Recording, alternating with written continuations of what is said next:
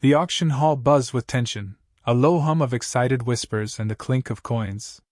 Men and women, some wearing sleek, polished suits and others in worn, faded jackets, eyed the stage like vultures preparing for their feast.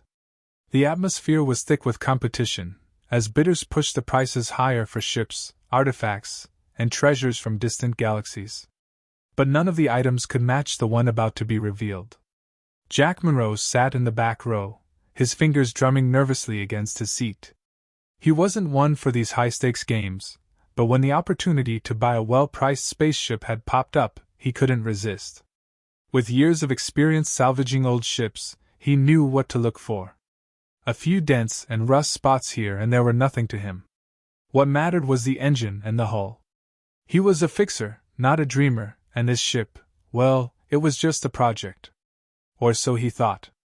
The lights dimmed, and the crowd quieted. A sleek, polished ship appeared on the stage, but it wasn't the ship itself that caught Jack's attention. No, it was the woman sitting inside. She was draped in dark, flowing fabric, her long limbs elegantly folded beneath her. Her features were striking, slanted eyes the color of a deep, alien ocean, skin a soft shade of lavender that shimmered slightly under the stage lights. She didn't belong here, not on this auction block with the rest of the cargo. There was something about her that stirred Jack's instincts, a sharp sense of danger and allure mingled into one. The auctioneer's voice rang out, trying to keep the crowd focused on the ship's specifications. Gentlemen and ladies, you are bidding on an Eclipse-class starship, one of the finest vessels ever manufactured for both luxury and utility. And he paused for dramatic effect, and the crowd leaned forward. As a special edition, the ship comes with an exclusive, personal companion. The word companion seemed to hover in the air, thick and uncomfortable. Jack narrowed his eyes. Something about the way the auctioneer said it didn't sit right. The woman inside the ship shifted slightly, her gaze sweeping across the crowd. When her eyes met his, time seemed to freeze. Jack blinked, his pulse quickening. There was a connection, something undeniable, but it was more than physical. Her stare was a challenge, one he couldn't ignore even if he wanted to. She wasn't some docile companion. No, she was something else entirely, something that made his chest tighten in ways he couldn't explain. The auctioneer continued, oblivious to the sudden shift in the room. The opening bid is... Jack didn't hear the price. He stood up, his hand shooting into the air without hesitation. It wasn't about the ship. It wasn't even about the bid. It was about the woman, the one who seemed to call to something deep within him. The auctioneer's eyes widened as he scanned the room. We have a bid from Mr. Monroe. Do I hear a higher bid? There were murmurs in the crowd, some scoffing, some intrigued. The bidding continued around Jack, but he didn't notice. His eyes were fixed on her, her mysterious presence both intoxicating and unsettling. She didn't move, but he could feel the energy shift, like a storm on the horizon. He was no longer bidding for a spaceship, he was bidding for her. As the price climbed, Jack's resolve only strengthened. He had the money. He wasn't rich by any means, but he had enough to secure the deal. And once that ship was his, once he had her, he would figure out what she was hiding. Everyone had secrets. But hers felt darker, deeper. Finally, with a swift motion, he raised his hand once more, and the gavel fell. Sold to Mr. Monroe, the auctioneer said, his voice laced with surprise. The crowd began to disperse, but Jack didn't move. He was still staring at her, still caught in that magnetic gaze. It was only when the auctioneer cleared his throat that Jack snapped back to reality. Mr. Monroe, the auctioneer began, his tone oddly sympathetic. You do realize the companion is not included in your standard purchase? She's, well, let's say she's a special case. She's been here for a while, waiting for the right buyer. But be warned, she's not an ordinary woman. Jack didn't care. He had what he wanted. As Jack approached the ship, the hatch opened automatically. The woman inside didn't move, but Jack could feel her watching him, every inch of her attention riveted to him. He stepped inside the cool, metallic interior, the faint hum of the engine vibrating through the floor. His heart raced, but he didn't know why.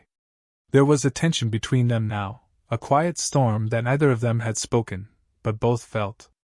I didn't buy the ship, Jack said, his voice low, as though speaking too loudly would shatter the fragile connection between them. I bought you. Her lips curled slightly, but the smile didn't reach her eyes. You should have asked who I am first. Jack shook his head. Does it matter? I'm not here to be your plaything, she said, her voice sharp, but there was an undercurrent of something softer there. You don't know what you've gotten yourself into. Jack's heart pounded in his chest, his pulse ringing in his ears. She was right. He had no idea what he just signed up for. But in that moment, it didn't matter. Something told him this was only the beginning. And as he stared at her, he realized it was already too late.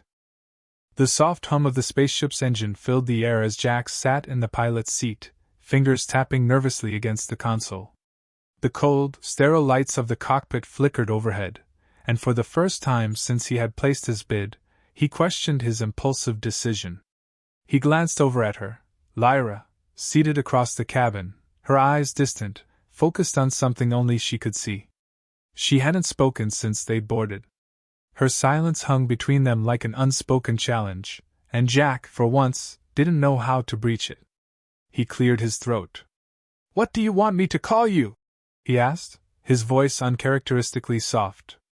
She tilted her head slightly, her lavender skin glowing faintly in the low lighting. You don't need to call me anything, she replied, her voice like silk, but edged with something colder, sharper. Not yet. Jack swallowed, unsure if that answer satisfied him or unsettled him further. It was clear she was a puzzle he hadn't even begun to figure out. But then again, something inside him, a deep, primal instinct, urged him to push, to understand.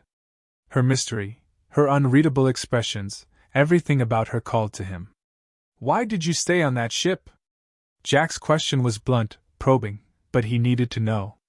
His eyes scanned the empty cabin, searching for any hint that would explain her presence here, in the auction hall, in his life. A faint sigh escaped Lyra's lips, as though she was weary of the question, yet at the same time, she seemed almost relieved to be asked. She shifted in her seat, bringing her gaze to meet his. I had no choice, she answered, voice barely a whisper. You have no idea what you're getting involved in, Jack. He leaned forward, curiosity now edging out the tension. I think I do. You're not just a companion. You're hiding something, something dangerous. Her eyes flickered, a momentary vulnerability before the walls slammed back up. Dangerous?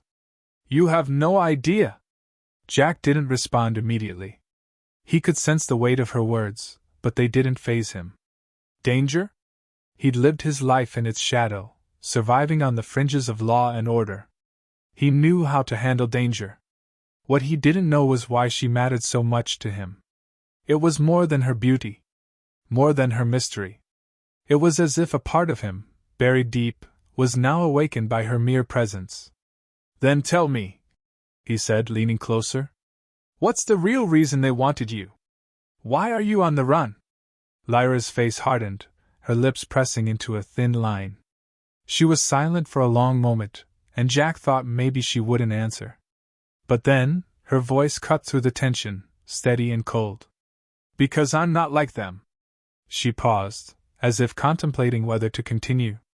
I'm not like anyone you've met. I never was meant to be here, Jack. I was born for a purpose, for something much greater. Something they couldn't control. Jack frowned, trying to make sense of her cryptic words. His pulse quickened, his mind racing. What do you mean by they? She didn't immediately answer. Instead, her gaze shifted to the view screen, where the stars streaked by as the ship made its way through the void. They are the ones who want to use me for their own gain. I was created for a purpose, but not one I chose. Not one anyone should choose. Jack's brow furrowed in confusion. Created? What are you talking about? Her eyes met his once again, this time with a hardness that sent a chill down his spine. I'm not human, Jack. Not entirely. And those who know what I am, who created me, they will stop at nothing to control me. She took a slow, deliberate breath. And now you're involved in all of this. Whether you like it or not. The words hung in the air like a heavy fog, suffocating the space between them. Jack's heart beat louder in his chest as his mind struggled to keep up with her revelation. What does that mean for me? He asked, his voice low, unsure of where this conversation was heading. Lyra's lips curved into something almost like a smile, though it didn't reach her eyes. It means you've made a choice, Jack. Whether you understand it or not, you've chosen to stand by me. And now you're marked. He shook his head, trying to make sense of it. He had always thought himself a man of reason, someone who could see the world through a pragmatic lens. But this was something else. Something more complex than anything he had ever encountered. A sudden alarm blared, snapping him out of his thoughts. The ship shuddered violently, and he instinctively grabbed for the controls, his eyes wide. What the hell is happening? Lyra didn't flinch. She merely watched him, her expression unreadable. We're not alone, she said simply. Before Jack could react, a sharp, metallic screech echoed through the hull of the ship, followed by a low thud. His heart skipped a beat as he stared at the view screen. A dark, ominous shape loomed in the distance. A ship, no, a vessel, larger than any he had seen before, and it was drawing closer. Who the hell are they? Jack muttered, fear creeping into his voice. Lyra's eyes narrowed, a flicker of recognition passing through them. The ones who want me dead. The ship rocked violently as the unidentified vessel closed in, its silhouette now unmistakable in the distance. Jack's hands gripped the controls, heart pounding in his chest. The low thrum of the engines, which had once felt comforting, now seemed like a ticking clock. He glanced over at Lyra, her expression a mixture of calm and focus, her gaze fixed on the viewport. What the hell is that? Jack's voice was rough with tension, his knuckles white on the console. She didn't answer immediately, her eyes narrowing as she analyzed the ship closing in on them. They're not here for the ship, she said, her tone dark, measured. They're here for me. Jack's stomach dropped. Who are they? He had to know. This was escalating far beyond anything he could have imagined. Who's chasing you? Lyra's eyes flickered to him, a fleeting sadness passing over her face before her mask of composure returned. My creators. They want me back, Jack. For reasons that go beyond what you can understand. Her words stung with finality, leaving Jack with more questions than answers. Creators? What kind of people were they, to make someone like her? And why the hell was he caught in the middle of all of this? He hadn't signed up for this, he just wanted a damned ship to restore. Instead, he was facing a battle he had no chance of winning. The ship jolted again, the unmistakable sound of docking clamps locking into place reverberating through the hull. Jack's pulse quickened. The enemy vessel was now attached. You're not leaving me behind, Lyra said, her voice low but firm. Her gaze locked on Jack's, and for the first time since they'd met, he saw a flicker of raw emotion in her eyes. Fear. Anger. Perhaps even something darker. Jack exhaled, his jaw clenched. There was no way around it, he had to act. He'd been in tight spots before, but never like this, never with a woman like her, who seemed to hold so many secrets, and so much power beneath her fragile appearance. We'll need to move fast, he muttered. Can you fight? Lyra gave him a sharp look. I don't need you to protect me, Jack, she said, her voice laced with both defiance and something more. But yes, I can fight. Jack didn't have time to question her. He could already hear the sound of boots hitting the metal floor outside the cockpit, a sign that their pursuers had arrived. The cold steel of the control panel beneath his fingers seemed to burn as he made a decision. Then let's do this together. He quickly activated the ship's defense systems, an array of shields and weapons that were barely adequate but might buy them some time. He didn't know if it was enough to fend off whatever was out there, but it was all they had. Lyra rose from her seat and moved toward the rear of the ship. As she passed him, her scent, something exotic and faintly floral, like the scent of the stars themselves, made his pulse spike again. He caught a glimpse of her face, set in grim determination, and something inside him stirred. A fierce protectiveness. A need to stand by her, even if it meant putting himself in the line of fire. "Stay close," Jack called after her, though he wasn't sure if it was the right thing to say. He couldn't decide if he wanted to be her partner in this fight, or if he simply wanted to keep her safe. "You don't need to tell me twice," she replied, her tone clipped, as she disappeared down the hallway toward the back hatch. The sound of approaching footsteps grew louder, and Jack's fingers hovered over the blaster controls. His mind raced as the minutes ticked by. He had no illusions about how dangerous their enemies were. He'd seen enough to know that a fight in deep space was no joke. But Lyra, she was the key to this entire mess, and Jack was starting to realize something that had been nagging him from the start. He wasn't just involved in this because of the ship. He was in this because of her. There was something about her, something unspoken, that drew him in deeper with every passing second. The magnetic pull was impossible to ignore. But with every moment, he also knew he was becoming more entangled in her dangerous world. The loud bang of the rear hatch exploded into the silence of the ship, followed by the screech of metal as it was wrenched open. Jack's heart stopped for a beat before he sprang into action. His body moved on autopilot as he rushed toward the hatch, blaster raised. And then they appeared. A group of heavily armored soldiers, their faces hidden behind helmets with glowing red visors, stormed into the ship. They moved with precision, their weapons raised as they scanned the area. Jack didn't hesitate. He opened fire, a burst of plasma lighting up the dimly lit corridor. One of the soldiers collapsed, but the others quickly took cover, returning fire with deadly accuracy. Lyra's voice rang out from behind him, a low, commanding order. "Watch your left!" Jack turned just in time to see Lyra, moving with a fluid grace he hadn't expected. She was no longer the delicate woman from the auction hall. In this moment, she was a warrior, her movements precise, calculated, as she engaged the enemy without a second thought.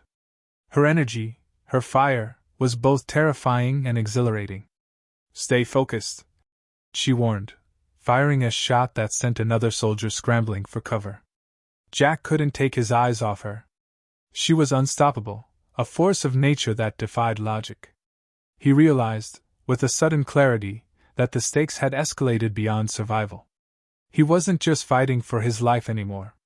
He was fighting for hers, and for whatever twisted bond had formed between them.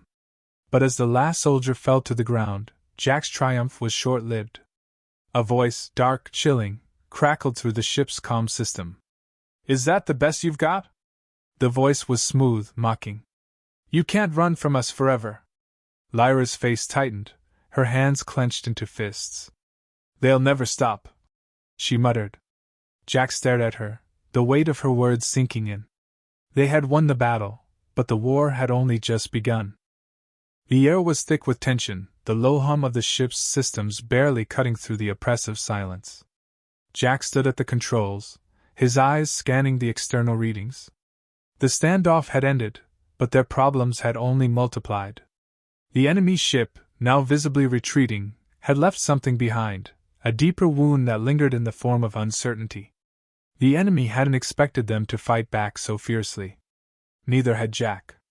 But what chilled him more than the violence was the fact that he had seen a side of Lyra he hadn't fully understood until now. She had moved with such deadly grace, so completely in control of the situation, that Jack realized he was no longer dealing with just a woman from a strange auction. He was in the presence of something else, someone far more complicated than he had ever imagined. Lyra had gone silent after the fight, retreating to the ship's rear quarters.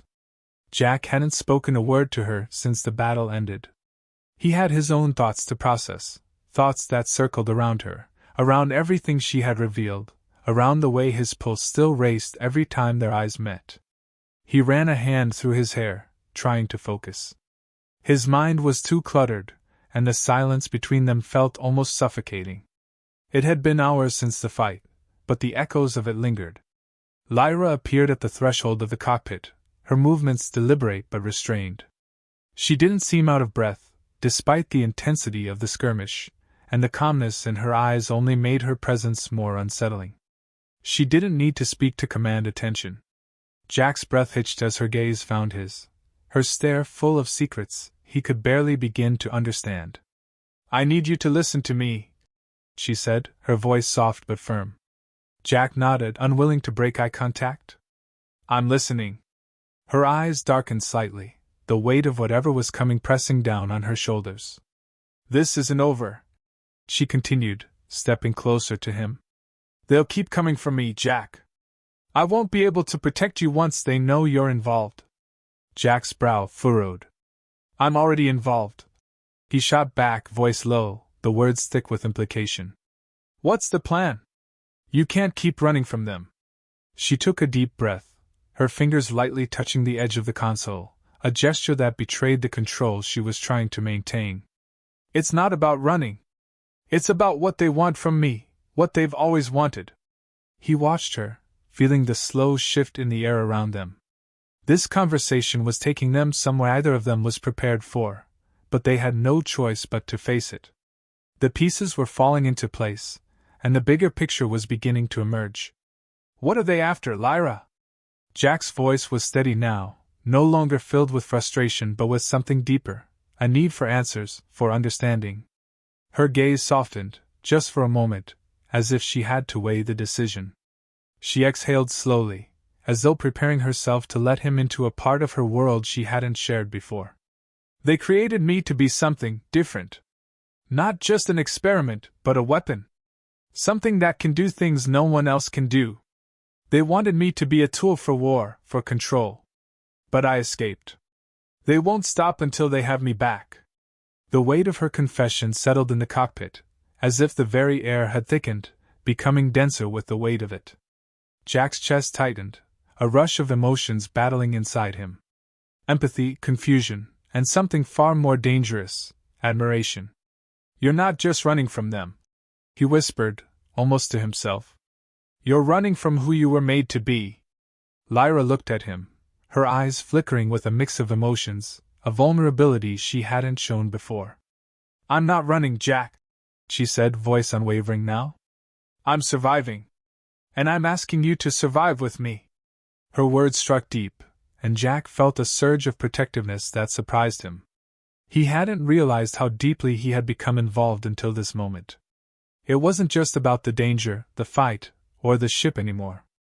It was about her. Lyra was more than the mystery he'd bought at auction. She was something far greater, and he was tied to her in a way he hadn't expected. "I didn't ask for this," he said, a faint edge in his voice. "But I'm not going to turn my back on you, not now." She seemed to consider that for a moment, as though weighing his words. Then, in a rare, almost imperceptible moment of vulnerability, she moved closer. "I didn't ask for any of this either, Jack," she murmured. "But I'm not asking you to save me. I'm asking you to help me survive. And if you don't, I'm not leaving you." Jack interrupted, his voice firm. "We'll figure this out together." For a moment, they stood there in silence, the weight of their shared decision settling between them. Lyra didn't smile, but something in her eyes softened, a flicker of something that wasn't just wariness or mistrust.